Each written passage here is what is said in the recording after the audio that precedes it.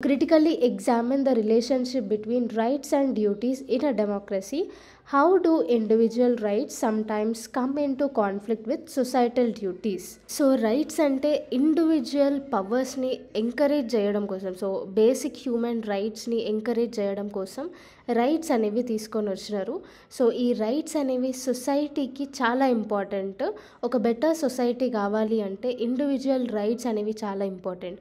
అదే డ్యూటీస్ వచ్చేవరకు individual rights అన్నీ కలెక్టివ్గా ఫామ్ అయితే దానిని డ్యూటీస్ అంటారు. సో ఫర్ సపోజ్ మన కంట్రీని మనం ప్రొటెక్ట్ చేయాలి, నేషనల్ యాంథమ్ని మనం రెస్పెక్ట్ చేయాలి, ఇవన్నీ డ్యూటీస్ కిందికి వస్తాయి. ఒక సోషల్ ఆర్డర్ని, ఒక కంట్రీ ప్రోగ్రెస్ని రిసెంబుల్ చేస్తూ ఈ డ్యూటీస్ అనేవి ఉంటాయి. సో ఇప్పుడు మనము relationship between rights and duties గురించి నేర్చుకుందాం. సో రైట్స్ అంటే ఏంది అంటే గవర్నెన్స్ ప్రాసెస్లో పీపుల్ యాక్టివ్గా పార్టిసిపేట్ చేయడానికి ఈ రైట్స్ అనేవి చాలా హెల్ప్ చేస్తాయి. For example right to information act 2005. So ఇదేం చేస్తుంది, ప్రతి ఒక్క సిటిజన్ వాళ్ళకి ఏం ఇన్ఫర్మేషన్ కావాలి అన్న ఆర్టీఐ యాక్ట్లో వాళ్ళు ఇన్ఫర్మేషన్ తీసుకోవచ్చు. పబ్లిక్ అథారిటీస్ నుంచి ట్రాన్స్పరెన్సీ ఇంకా అకౌంటబిలిటీ చెక్ చేయడం కోసం ఇవన్నీ ఇన్ఫర్మేషన్ ఆర్టీఐ యాక్ట్ 2005 కింద మనకి రైట్ టు ఇన్ఫర్మేషన్ అనేది ఉంది. నెక్స్ట్ ఏంది, డ్యూటీస్కి వచ్చేవరకు సోషల్ రెస్పాన్సిబిలిటీకి ఇవి ఒక పిల్లర్స్ లాగా పనిచేస్తాయి. సో ఒక సెన్స్ ఆఫ్ కలెక్టివ్ రెస్పాన్సిబిలిటీ అనేది ఇది ఇన్స్టాల్ చేస్తుంది.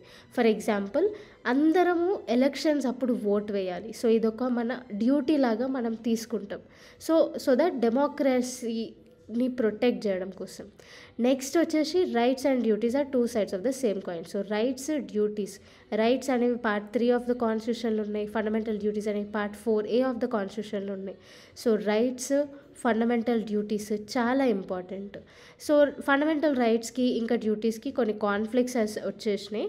అవేంది అంటే first thing freedom of expression versus public order. So ఎప్పుడైతే freedom of free speech, expression అట్లాంటివి ఉన్నాయో మనకి ఉన్నాయి, ఇదొక ఫండమెంటల్ రైట్. కాకపోతే దీనివల్ల పబ్లిక్ ఆర్డర్ డిస్టర్బ్ అయ్యే ఛాన్సెస్ ఉంటాయి. ఫ్రీడమ్ ఆఫ్ స్పీచ్లో హేట్ స్పీచ్ కూడా ఉండే ఛాన్సెస్ ఉంటాయి. సో అట్లాంటి సిచ్యువేషన్ అప్పుడు పబ్లిక్ ఆర్డర్ అనేది ఉండదు.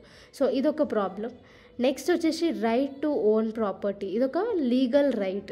సో గవర్నమెంట్స్ డెవలప్మెంట్ కోసం ల్యాండ్ని అక్విజిషన్ చేస్తాయి. సో వేరే మన ల్యాండ్ని కూడా తీసుకోవచ్చు డెవలప్మెంట్ పర్పసెస్కి.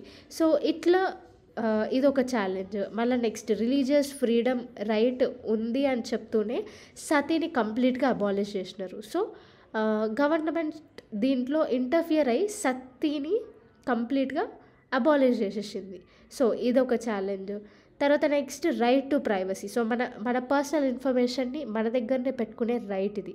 సో స్టేట్ ఏం చేసింది, నేషనల్ సెక్యూరిటీ కోసము, నేషనల్ ప్రొటెక్షన్ కోసము అవసరం పడితే మన పర్సనల్ ఇన్ఫర్మేషన్ని ఇన్వెస్టిగేట్ చేయడం, చెక్ చేయడం ఈ స్టేట్ డ్యూటీ.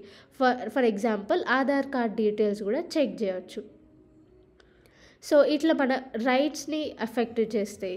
నెక్స్ట్ వచ్చేసి right to clean environment. So ఈ క్లీన్ ఎన్విరాన్మెంట్ రైట్ ఎక్కువ మనం యూజ్ చేస్తే ఇది ఏంటి అంటే మేజర్గా ఎన్విరాన్మెంట్ని ప్రొటెక్ట్ చేసే దిశలో కొంతమంది లైవ్లీహుడ్ని కూడా మనం ఎఫెక్ట్ చేసే ఛాన్సెస్ ఉంటాయి. ఫర్ ఎగ్జాంపుల్ శాండ్ మైనింగ్స్ని రెగ్యులేట్ చేస్తూనే శాండ్ మైనర్స్ ఉంటారు కదా, వాళ్ళ లైవ్లీహుడ్, వాళ్ళ పొట్ట కొట్టినట్టు కూడా ఉంటుంది. సో ఇట్లాంటి కొన్ని ఛాలెంజెస్ అనేవి ఉన్నాయి.